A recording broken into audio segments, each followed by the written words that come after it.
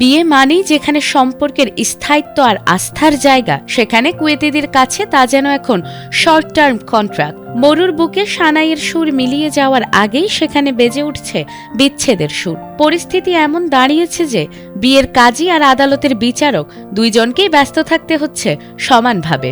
অদ্ভুত শোনালেও সত্যি যে কুয়েতবাসীর কাছে প্রেম আর পরিণয় যতটা আবেগের, তার চেয়েও দ্রুত গতিতে তারা হাঁটছে বিচ্ছেদের পথে। একে অপরের হাত ধরার চেয়ে হাত ছেড়ে দেয়াটা সেখানে এখন সময়ের চেয়েও দ্রুতগামী এক অদ্ভুত ট্রেন্ড।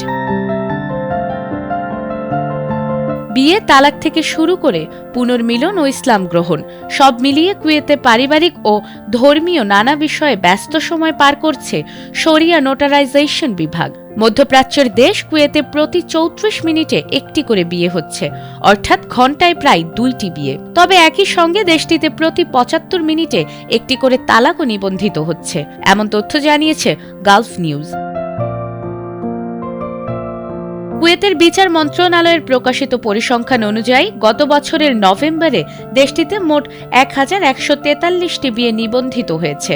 দৈনিক গড়ে প্রায় 38টি বিয়ে। বিয়ে ও পুনর্মিলন সংক্রান্ত মোট লেনদেন ছিল 1252টি, যা দিনে গড়ে 42টি। অন্যদিকে একই মাসে মোট 595টি তালাক নিবন্ধিত হয়েছে, দৈনিক গড় হিসেবে প্রায় 20টি। এর মধ্যে 58.7% তালাক হয়েছে কুয়েতি দম্পতিদের মধ্যে। এছাড়া নভেম্বরে 109টি বিয়ে প্রমাণ চুক্তি সম্পাদিত হয়েছে, যা দিনে গড়ে প্রায় 4টি।